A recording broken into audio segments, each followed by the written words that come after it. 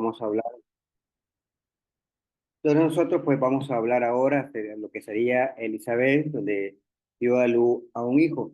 El propósito que llevamos en esta lección, pues primeramente Lucas nos, en su relato sumamente ordenado, muy seleccionado y de manera muy cuidadosa y de manera diligente, pues se ha dado a la tarea de acomodar y de ordenar todas las ideas para presentársela a Teófilo, pues nos habla en este relato acerca de lo que sería el nacimiento de un profeta. Y no solamente del nacimiento de un profeta, sino también al cumplimiento de la promesa, como también lo fue dado a Zacarías. Zacarías entonces el padre de Juan el Bautista, en el cual a la misma vez pues él se entera o da certeza del anuncio del ángel y que de igual manera pues en esta misma ocasión en el cual se da el nacimiento de su hijo, la presentación al templo, lo que tiene que ver al cabo de los 8 días, pues esto es sumamente grandioso en el sentido de cómo Lucas pues lo presenta. Vamos ahora y decimos que los visitantes pues habían oído, o no solamente los visitantes, sino las personas que vivían cercana donde vivía Elizabeth, pues habían oído de cuán bueno o misericordioso había sido Dios con el Señor había sido con Elizabeth. Literalmente, pues habían oído de que el Señor había engrandecido su misericordia con ellos. Y ya sabemos que en el asunto de esta pareja, pues era de edad muy avanzada, por lo cual entonces le da ese privilegio a Elizabeth para que pueda eh, dar a luz y que de alguna manera, pues, poder encontrar gracias con las otras mujeres en el sentido de que pudo traer a luz un hijo. También logramos ver acerca de la profecía de Zacarías, en el cual pues notamos también otras traducciones mencionan que sería catalogado o identificado como un canto de esperanza de Zacarías. Normalmente pues se dirige en dos partes, por lo cual muchos también mencionan que serían dos oraciones de manera muy larga. Y esto es importante en el cual pues también Lucas lo presenta en el sentido del trabajo del Espíritu Santo que nosotros notamos aquí. Era lo que inicialmente en la introducción de nuestro hermano Marvin mencionaba, pues era el asunto en el cual Lucas pues presenta ese trabajo muy maravilloso de lo que es el Espíritu Santo. Y notamos entonces que Lucas cierra el capítulo 1 con la frase encontrada en el último versículo en el cual menciona pues que el niño crecía y se fortalecía en espíritu. Estuvo en lugares desiertos hasta el día de su aparición pública a Israel. Y esa es la manera como Lucas en el capítulo 1 pues cierra ese capítulo introductorio, ese capítulo en el cual pues da inicio a lo que sería el Evangelio según Lucas.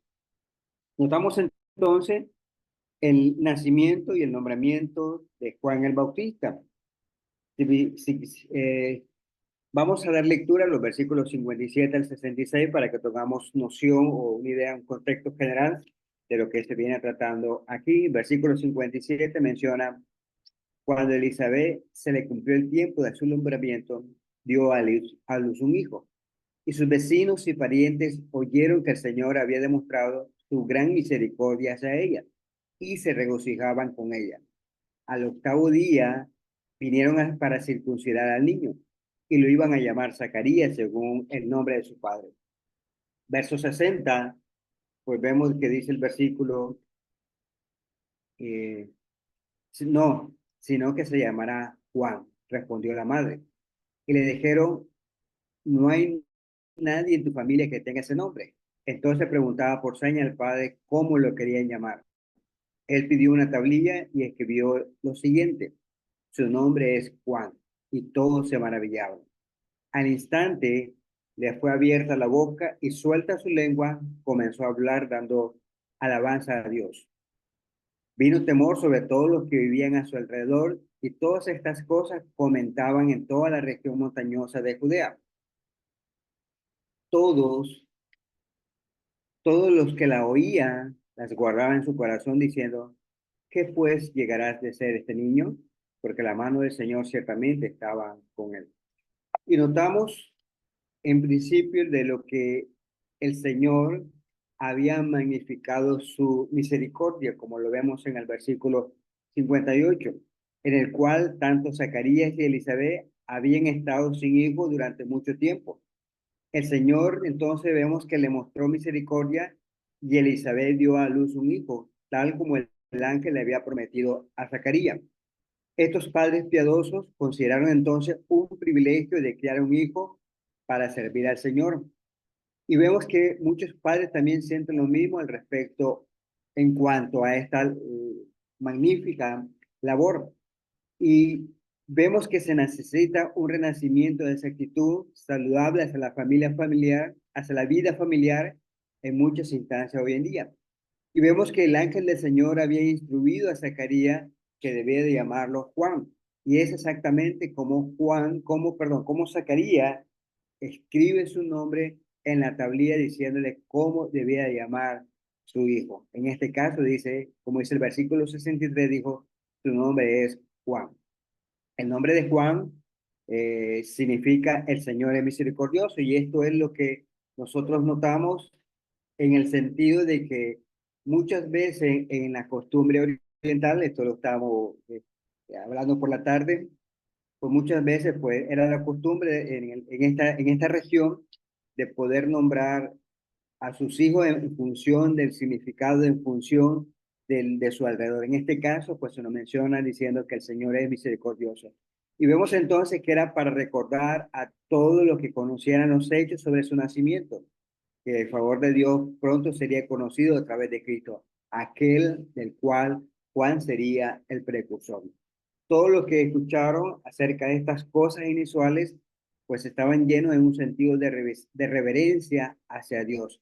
Pues era natural que ellos preguntaran qué será de este niño, que como miramos en el versículo eh, 66, en el cual todos los que estaban ahí, al ver todos los sucesos presentados en esa ocasión, el octavo día de su nacimiento, pues ellos preguntaban, ¿qué pues llegará a ser este niño? Ya más adelante miraremos cómo el Señor pues hace referencia de Juan el Bautista. Quisiera dar lectura a, al comentario de William Barclay acerca de cómo era la costumbre en aquel momento cuando las personas esperaban un hijo. No olvidemos, hoy en día pues también es muy común, o mejor dicho, cuando yo era niño, recuerdo, no estaba muy avanzada los rayos X o no recuerdo cómo sería la palabra, pero igual entonces las madres o los padres no sabían del nacimiento de su hijo hasta el día propiamente de su nacimiento. Y muchas veces, pues, tocaba llevar al hospital dos mudadas de ropa, una color celeste y una color rosada, porque hasta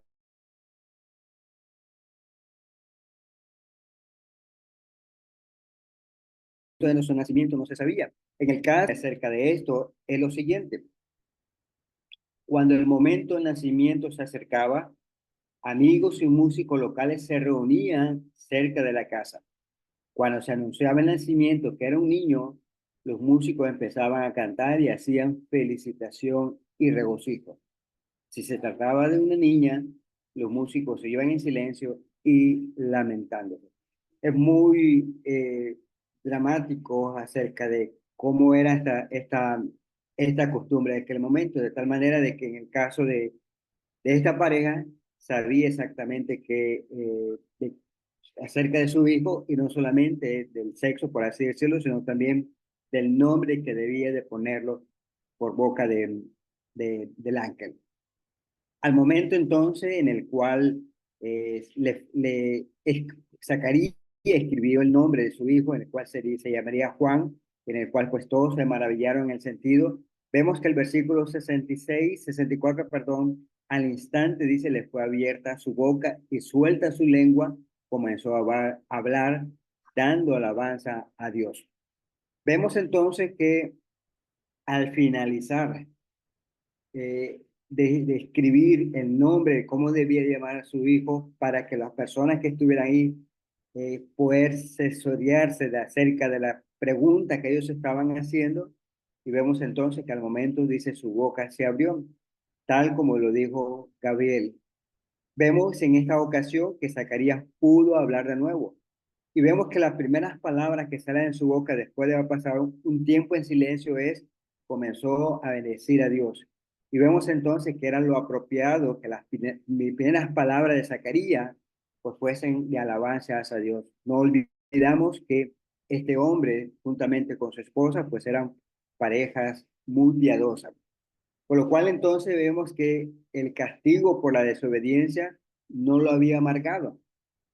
Y vemos que justamente en el momento en el cual pudo comenzar a hablar, vemos entonces que ese momento de silencio, ese momento en el cual estaba callado o mudo, por así decirlo, pues le dio confianza, le dio ganas o adquirió confianza, por así decirlo, en Dios aún más.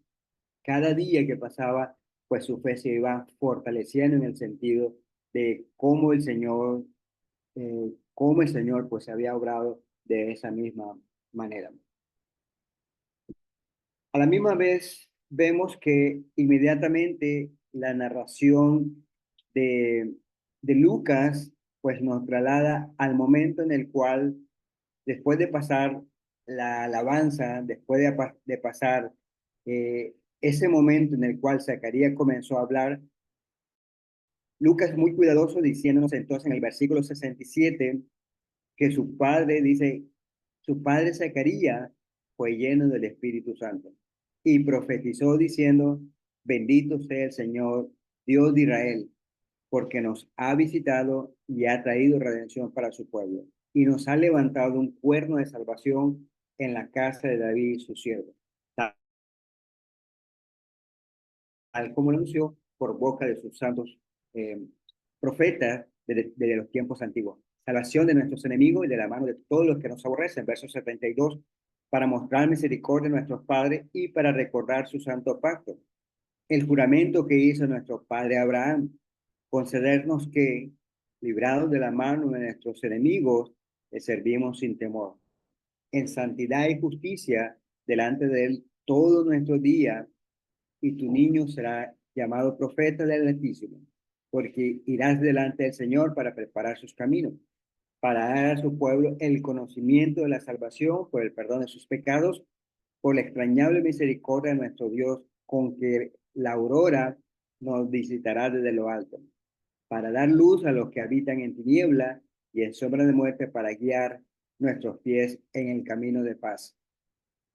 Y vemos que en la narración de Lucas dice que la voz profética del Señor había estado en silencio durante 400 años. Cuando nos notamos y revisamos desde Malaquí hasta Mateo, perdón, pues había pasado un tiempo relativamente largo en el cual pues había pasado un momento de silencio.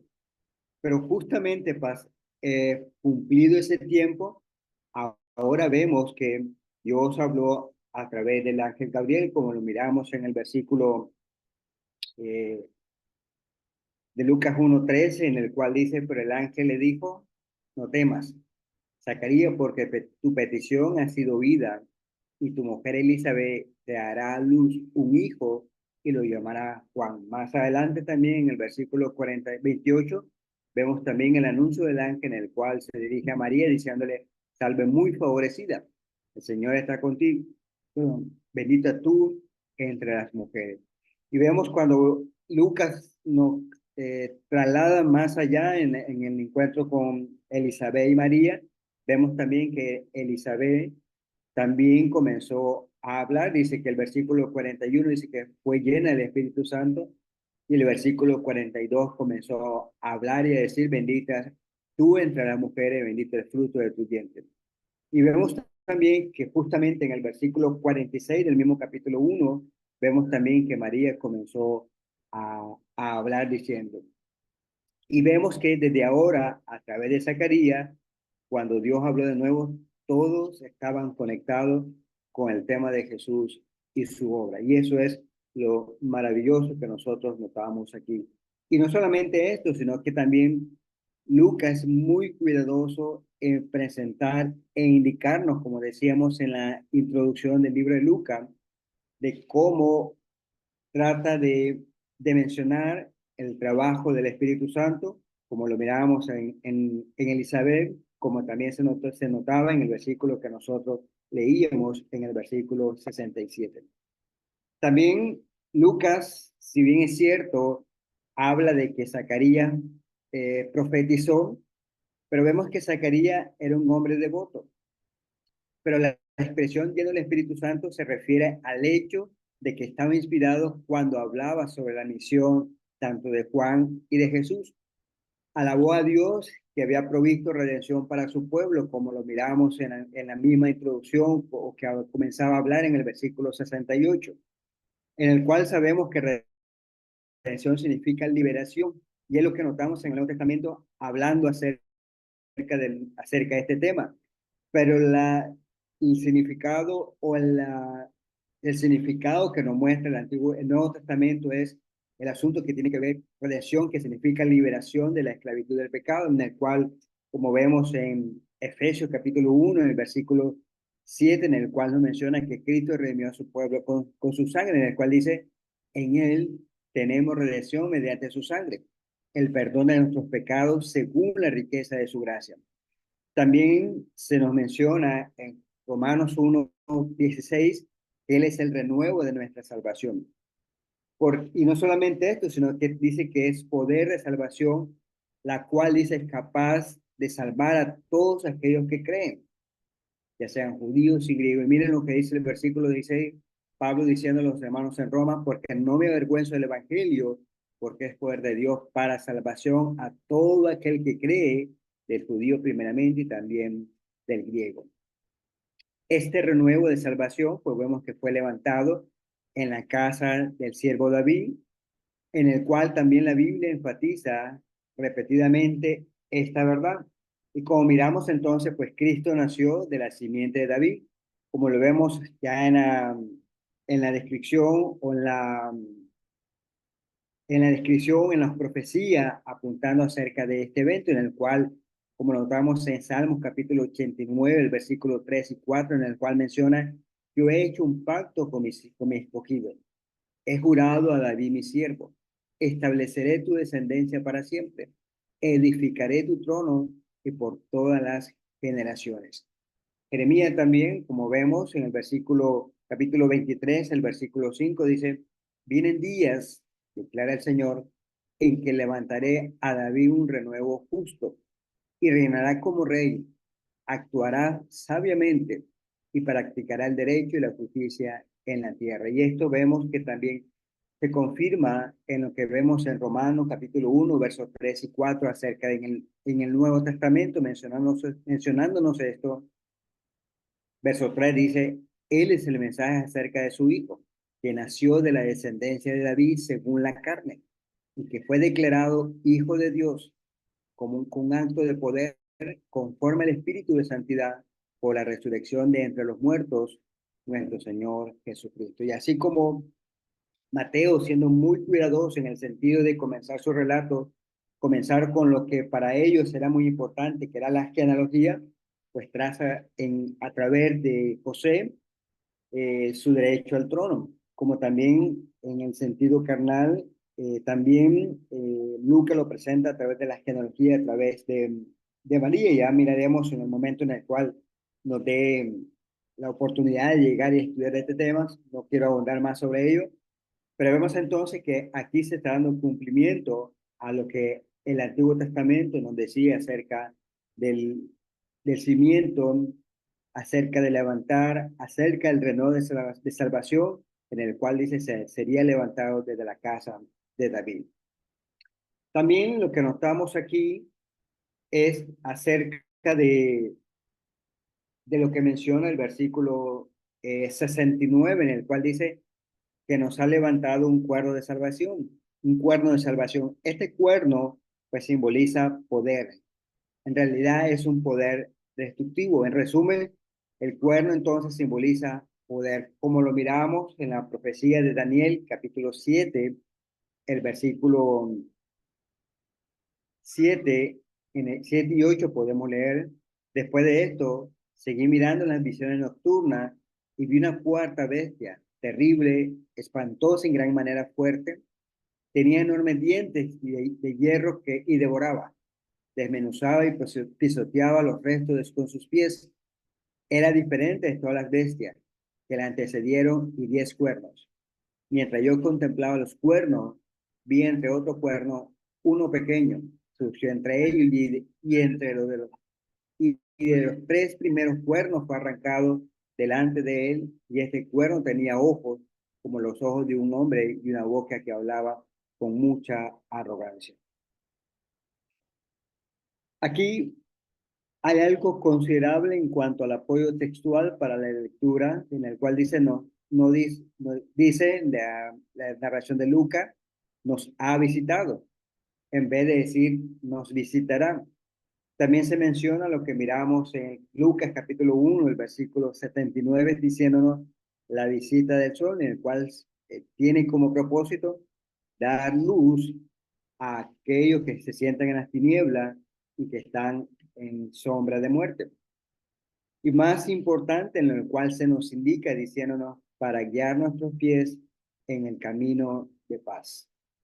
También notamos y hablamos acerca de Juan, en el cual, pues, dando un preámbulo acerca de Juan en este momento, pues decimos que las escrituras nos mencionan que fue el último de los profetas que profetizaron antes de Cristo. Y cuando Jesús habla sobre Juan, dijo que él era más que un profeta. Y vemos que en el caso de Juan, pues tuvo el privilegio de presentar al Mesías a Israel, por el cual todo el pueblo de Israel había estado esperando durante mucho tiempo. Y miren lo que dice Lucas capítulo 7, el versículo 26, acerca de Juan el Bautista, diciendo, pero, ¿qué salieron a ver? ¿Un profeta? Sí, les digo, y uno que es más que un profeta. Y si nosotros lo comparamos en base a lo que notamos en 1 Pedro, capítulo 1, verso 10 y versículo 12, de 10 al 12 dice, acerca de esta salvación, los profetas que profetizaron de la gracia que vendían ustedes, diligentemente inquirieron y averiguaron, procurando saber qué persona o tiempo indicaba el Espíritu de Cristo dentro de ellos, al predecir los sufrimientos de Cristo y las glorias que seguirían. A ellos les fue dado, a ellos les fue revelado que no servían a sí mismos, sino a ustedes. Estas cosas que ahora les han sido anunciadas mediante los que les predicaron el Evangelio por el Espíritu Santo enviado del cielo, cosas las cuales los ángeles anhelan mirar. Y este texto siempre me ha llamado mucho la atención en el sentido de que los profetas cuando anunciaban o profetizaban acerca del Mesías, acerca de los padecimientos, como dice el versículo, dice que ellos muchas veces no sabían. Y aparte de ello, dice el versículo 11, dice, diligentemente, el verso 10, perdón, diligentemente inquirieron y averiguaron o averiguando, dicen, inquirieron y averiguaron, procurando, dice, saber qué persona o qué tiempo el Espíritu Santo. Y en el caso de Juan el Bautista, pues tuvo un privilegio sumamente grande en el cual, pues, Juan no tuvo la necesidad de investigar como lo tuvieron los otros profetas, sino que Juan literalmente vemos que le presentó al pueblo el Mesías diciendo, he aquí el Cordero de Dios. Y vemos entonces que su venida fue como el amanecer de un nuevo día. Trajo luz y vida a aquellos pues que estaban sentados en oscuridad, la oscuridad del pecado y la muerte. Lucas termina su narración diciendo que el niño creció.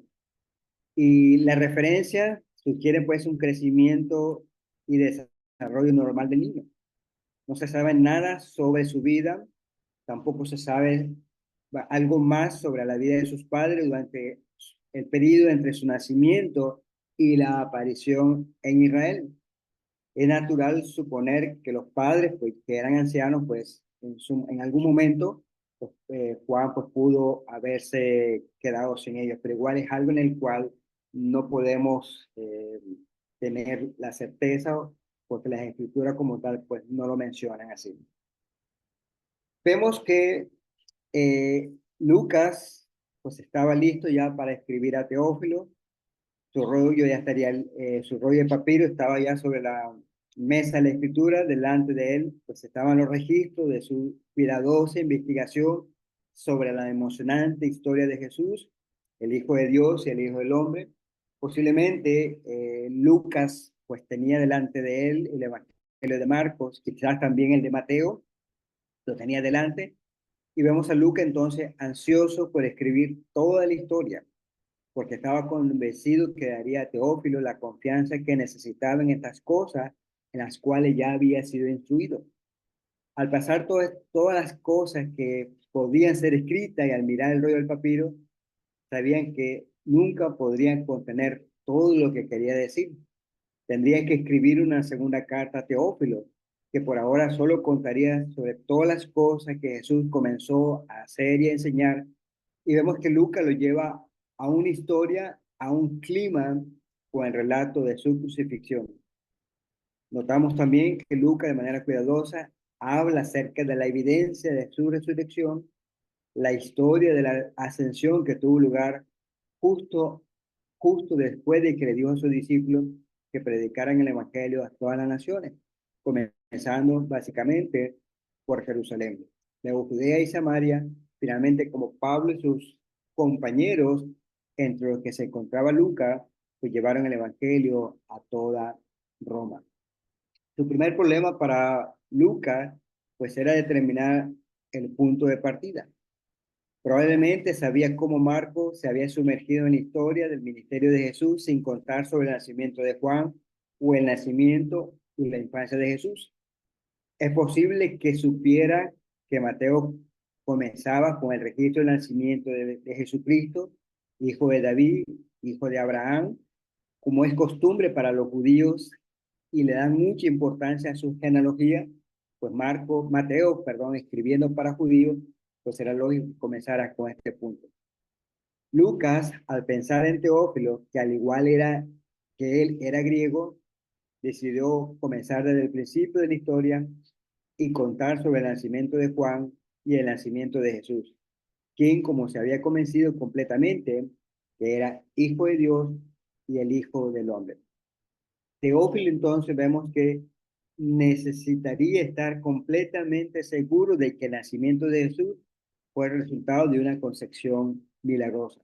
Hizo su punto claro con la presentación de los hechos, los cuales había escrito una cuidadosa investigación. Y para hacer esto aún más claro, contó sobre el nacimiento de Juan. Habló acerca de los padres de Juan, que era una pareja anciana sin hijos, pero Dios vemos que mostró su misericordia hacia ellos y envió un ángel para decirle a Zacarías que fue informado de que Elizabeth iba a tener un hijo y que él debía de llamarlo Juan. Pero Jesús nació de la Virgen María. El ángel le dijo que aunque no conociera a ningún hombre, concibiría y daría a luz un hijo y lo llamaría Jesús. El poder de Dios, ejercido por el Espíritu Santo, lograría esto. Por esa razón, el niño sería llamado Hijo de Dios. Lucas quería entonces que Teófilo pudiera leer las palabras de alabanza pronunciadas por María, la humilde sierva del Señor, mientras pensaba en la misericordia de Dios hacia ella y hacia su pueblo. Sus palabras magnificaron al Señor. También contó acerca de las palabras pronunciadas por Zacarías, el padre de Juan, en el cual vemos que él alabó a Dios por su tierna misericordia y por la luz que iba a brillar sobre aquellos que estaban sentados en oscuridad esperando el nuevo día. Gracias, amados hermanos, por su disposición de estudiar la palabra de nuestro Dios. Hay mucho que hablar, pero me es necesario en este momento poder terminar aquí y deseándole y agradeciéndole por su fina atención. El Señor entonces les bendiga y les guarde.